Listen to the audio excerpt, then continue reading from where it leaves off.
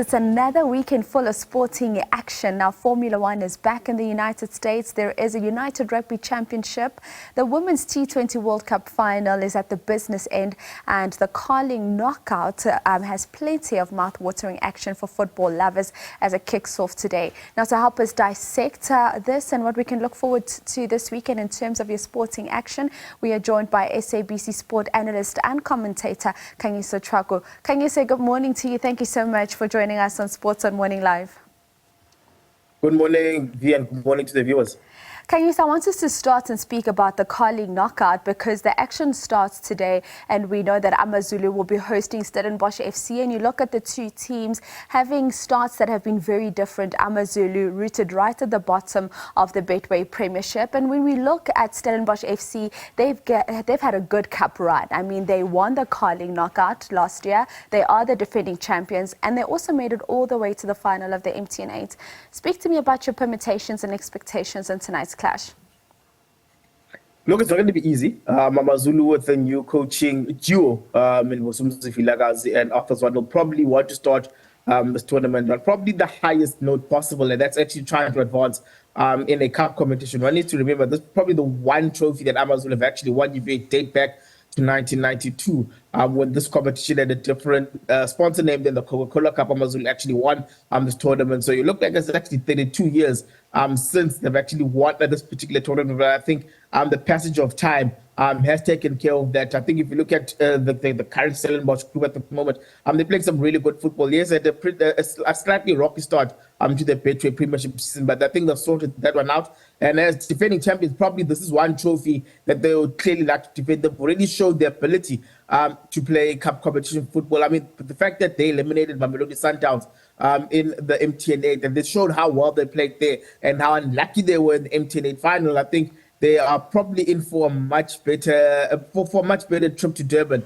as compared to the final. I mean, they already know how to win in Durban, having won last year's Carling Knockout Cup there in Durban. So I think for them it may be a bit of a seminal return, but I wouldn't be surprised if they advance to the next round. But then again, cup competition football is a rather different beast. It's a different beast. Let's speak about Saturday's clash between Kaizer Chiefs as well as SuperSport United. We've seen a different Kaizer Chiefs under coach Nasruddin Nabi. We've seen better structure from them. And then you look at their opponents on the day, SuperSport United, Coach Gavin Hunt having had some injuries. You have a Bradley that is injured, and we know what he can do in front of goals. How's that one looking for you?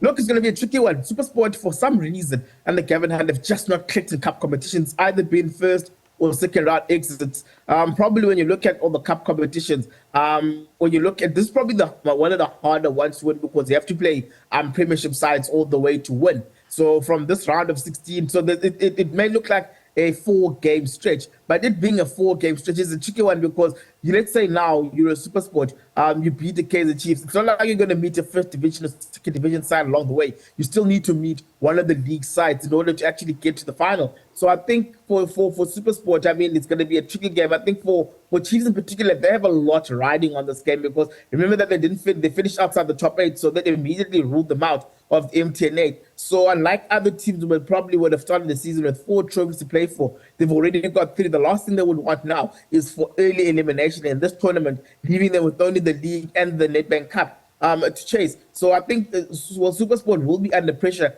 to actually do well in the tournament. But I think for Chiefs in particular, with the kind of expectation that they've actually started the season with how they've played and with the style of football that they've played with so far, I think there's more pressure on Chiefs in particular to actually play well. Just a quick one, Khanyiso, as we wrap up the discussion on the Carling knockout. We look at TS Galaxy, Chippa United, as well as Richards Bay and Sekhukhune. Any surprises you're expecting in those two clashes? Probably those are the games that, you know, the thing with the cup competitions is that because there needs to be a winner, you may find that those games may dole out some pretty exciting football. I mean, if you look at the Chippa United side, they started the season pretty well. TS Galaxy, who have found this on the other hand, have been the best of starts to the season. So you may find that those particular games are probably the one that when you look at the Orlando Pirates are hosting Magesi Sundowns, are hosting Golden Arrow, you probably think that those are games that will get top billing. But you find that with cup football in particular, these are the games that you can't take for granted, because also these are the teams that are generally not in the league running, but you also look at competitions like these as, hey, this is a tournament that you can win. And especially the fact that they don't have first or second division speed times to negotiate, because these are teams that they play on a week in, week out basis. And these are some they can probably look at them and say, these are the teams that we can probably beat on any given day. So I think with the way that this tournament is set up, I wouldn't be surprised if those games, one, be exciting, two, actually do have some really, really strange results. We're certainly looking forward to that. Let's move our conversation now and start speaking cricket, with the ICC T20 World Cup final coming through on Sunday and the Proteas making it to the final. We look at the second semi-final taking place today at 4 p.m. West Indies up against New Zealand.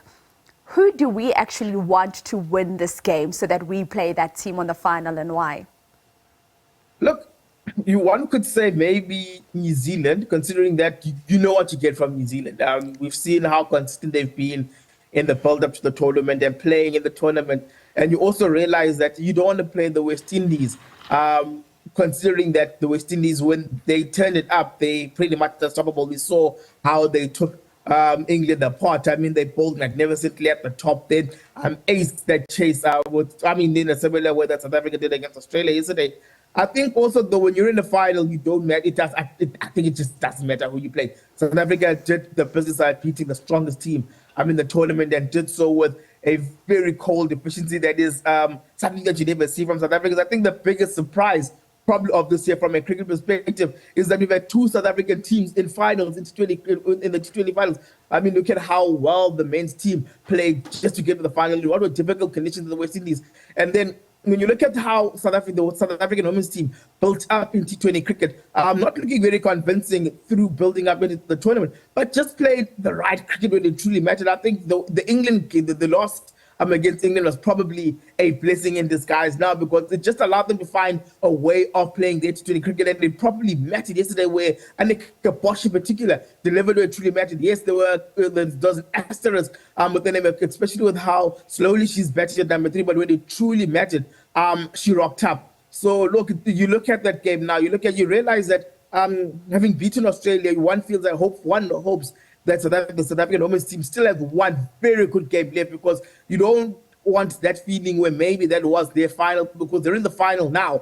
And South Africa have shown that they have an ability to win semi-finals, and they lost to Australia, who was a very strong side in the 2022 final. But I think they'll look at this particular final on Sunday and realize that, you know what, this is a final we can win regardless of who they play. Well, Khanyiso, thank you so much for your time this morning. It's always a pleasure chatting to you. Thank you. All right, that is, of course, Khanyiso Tshwaku, SABC Sport commentator and analyst, just unpacking what we can look forward to in terms of the sport this weekend. And, of course, we're still going to touch on the URC, because we know there is that rugby action as well.